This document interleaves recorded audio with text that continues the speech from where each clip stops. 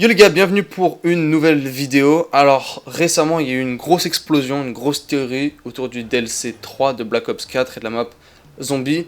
Alors j'étais obligé d'en faire une vidéo et de vous expliquer d'où vient la rumeur et de détailler ce qui se passe, de pourquoi ça risque d'arriver et de ce qui va se passer en fait. Alors comme vous le savez, les rumeurs, et bien évidemment c'est le mot clé, c'est rumeur parce que c'est pas confirmé, absolument pas. Officiellement de Treyarch, tout ce qu'on sait c'est que la map Zombie vient en juillet et qu'il y aura prochainement un trailer. Mais à part ça, on n'a rien d'officiel de Treyarch par rapport à cette map. Pour l'instant, il n'y a que des rumeurs, leaks, théories et indices dans l'histoire du zombie. Et je vais vous présenter un petit peu tout ça. Donc comme j'ai dit, la grosse rumeur c'était Nuketown Zombie. Je pense que je n'ai pas besoin de vous le rafraîchir. La rumeur de Nuketown est tombée depuis très longtemps. Depuis le DLC 2, on était censé l'avoir dans le DLC 2. Treyarch ont changé de plan, Treyarch n'arrête pas de changer de plan. Bref, vous avez compris, Nuketown aurait été repoussé pour le DLC 3, un remake. Maintenant, dans les codes récemment de Black Ops 4, quelqu'un a trouvé en fait la musique de Transit remix. Et je vous mens pas, la musique de Transit est là. C'est celle de Black Ops 2 mais elle est modifiée. Et c'est très intéressant en fait parce qu'il y a deux possibilités par rapport à ça. Et ce qui est encore plus intéressant, c'est que la musique de base de Transit, la musique originale, elle est déjà dans le jeu. Donc si Treyarch a juste besoin de la musique de Transit pour Blackout par exemple, ou Battle Royale comme certaines personnes ont mentionné, ou quoi que ce soit, ou un pur remaster de Transit, la musique est déjà dans le jeu, en Battle Royale, en Blackout, vous avez un historique pour y accéder si vous allez dans la portion de Transit. Vous pouvez accéder à cette zone, à cette musique dans cette zone. La raison pour laquelle je dis ça, c'est que comme j'ai dit, la musique de Buried en fait, elle est dans le Battle Royale. Et certaines personnes ont dit que c'est possible que cette musique remix soit ajoutée juste pour le Battle Royale, pour une gestuelle comme c'est le cas pour la musique de Buried. La grosse différence c'est que la musique de Buried, de 1, ce n'est pas un remix, c'est la pure musique de base, et de 2, ça a été ajouté en même temps que Buried durant le thème, on va dire, western du Blackout qui a été ajouté avec Buried. Alors, cette musique de Transit qui est dans les codes, qui a été trouvée, honnêtement, c'est particulier qu'elle est là, c'est pas une coïncidence. Non seulement elle vient d'être ajoutée, mais en plus, elle a été ajoutée juste quand la prochaine map va sortir. Alors, bien évidemment, il y a la grosse théorie Nuketown, Transit, DLC 3, qu'est-ce qui se passe? Alors, petite piqûre de rappel pour ceux qui n'étaient pas là pendant Black Ops 2 ou ceux qui ont oublié. Mais pendant Black Ops 2, il y avait la grosse théorie que Nuketown et Transit étaient connectés dans la même map. Alors, elles sont connectées au niveau de l'histoire, mais pas dans la même map. Ce que je veux dire par là, c'est qu'il y avait la grosse théorie qu'il y avait à avoir le route B sur Transit. Donc en gros, une deuxième route de bus qui vous ramène à Nuketown. Si vous fassiez le secret de Transit ou tout le secret de toutes les maps, vous pouvez vous rendre à Nuketown.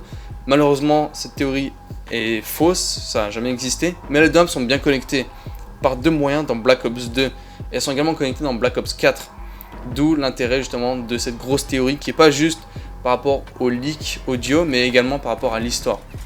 Donc comme j'ai dit, non seulement le bus de Transit, vous pouvez l'entendre sur Nuketown quand vous jouez dans Black Ops 2, mais également Marlton, c'est caché dans le bunker de Nuketown durant Black Ops 2. Donc les deux maps sont vraiment connectés en fait, Transit et Nuketown, et ils ont une histoire commune.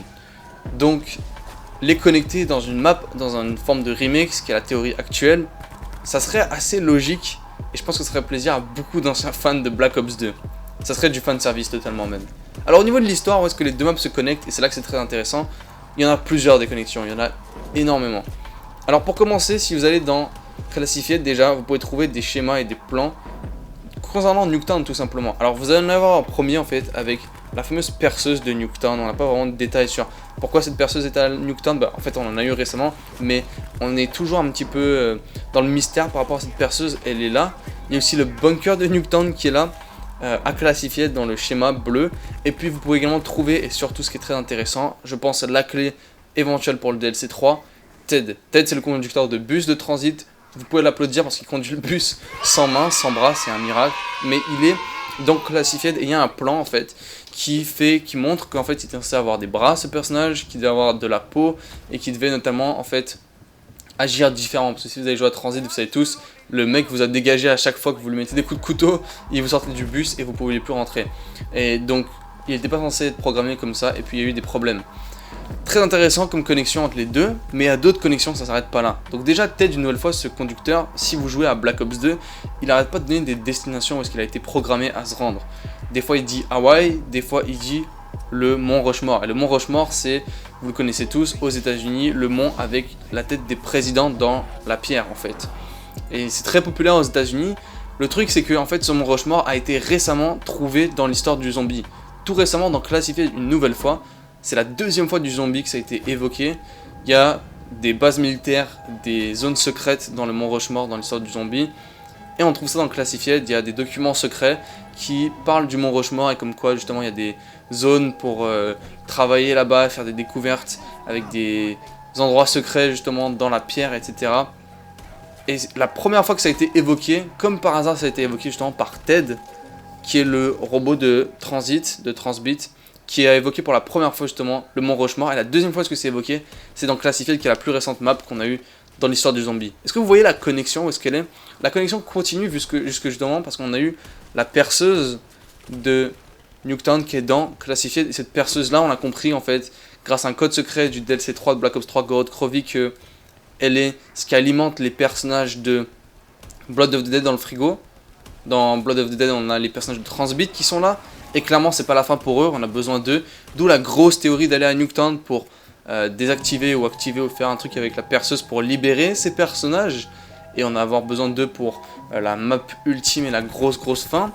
Maintenant, une nouvelle fois, c'est un petit peu particulier toute cette histoire parce que la perceuse est donc Classified en plus. D'autres connexions continuent à arriver avec le temps, mais Ted semble être vraiment la clé en fait de tout ce qui se passe. Et très rare qu'on fait ça avec Black Ops 3. Si vous vous rappelez Black Ops 3, DLC 3, très rare qu'on fait revenir deux personnages de nulle part qu'on n'avait pas entendu depuis des années.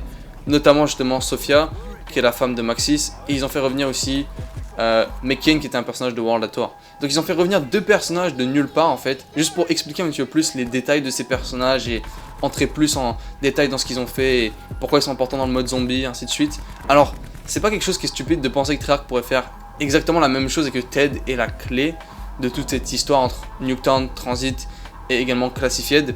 L'autre théorie que d'autres personnes ont évoquée, c'est par rapport aux cristaux des staffs qu'on pourrait récupérer. Blundell avait teasé le fait qu'on allait avoir possiblement les vrais staffs dans la dernière map ultime durant Black Ops 3, il avait dit ça.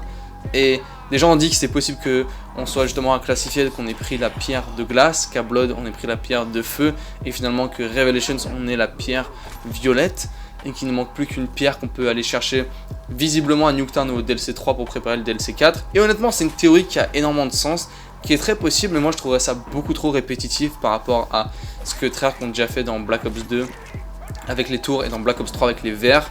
Honnêtement, ce serait juste presque du copier-coller par rapport à l'histoire, même si ça ferait du sens, que ça pourrait marcher. Je suis pas vraiment fan de cette idée. Mais maintenant, pour rester justement par rapport à tout ce qui avait été dit, David Von der Haar, juste une petite précision, qui est le directeur du multijoueur et de Blackout, avait précisé que le bus de transit et que des éléments de transit allaient très possiblement arriver dans Blackout. Ça fait presque un an qu'il a dit ça, c'est toujours pas là. Donc c'est pas impossible aussi que ces fichiers soient là et correspondent à Blackout et aux zombies et que ça puisse arriver en même temps ou quoi que ce soit. Mais c'est vraiment le fait que ce soit un remix, ça peut être que pour le mode zombie, c'est vraiment ça. Alors d'autres personnes ont aussi dit que c'est peut-être pour éventuellement un Zombies Chronicles 2.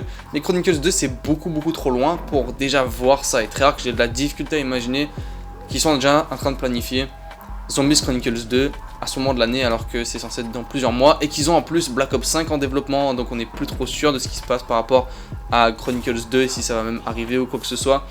Donc honnêtement je serais sur le point de retirer et de mettre une croix par rapport à ça et de cette idée.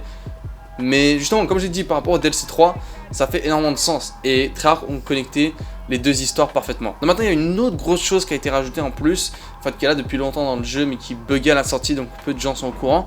Mais Stuhlinger en fait et le personnage, le vieux en fait dans le crew de Victis, donc des personnages de Transbit, il parle à Richtofen dans Blood of the Dead. Si vous faites le secret avec Richtofen, il lui parle et Richtofen lui répond vers la fin du secret, il dit si tout se passe bien, je vais venir te chercher et te libérer, on a besoin de toi, ainsi de suite.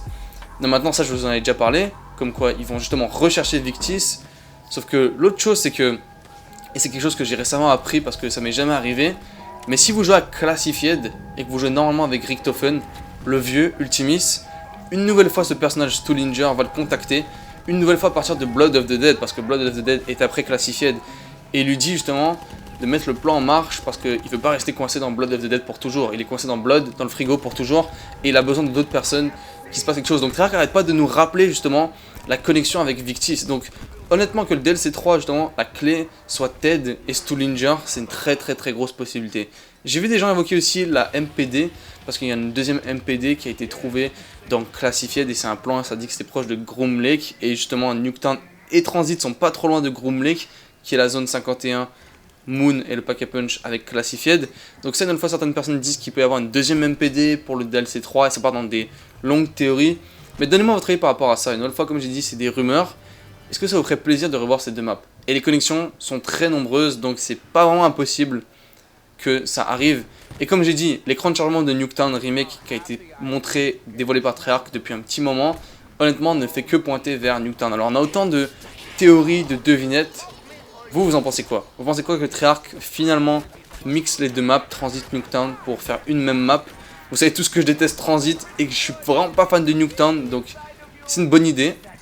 Et c'est surtout un fan service par rapport à la longue théorie que tout le monde avait durant Black Ops 2. Donc donnez-moi votre avis dans l'espace des commentaires. Merci d'avoir regardé, je vous dis ciao, on se retrouve vite pour d'autres vidéos. Peace.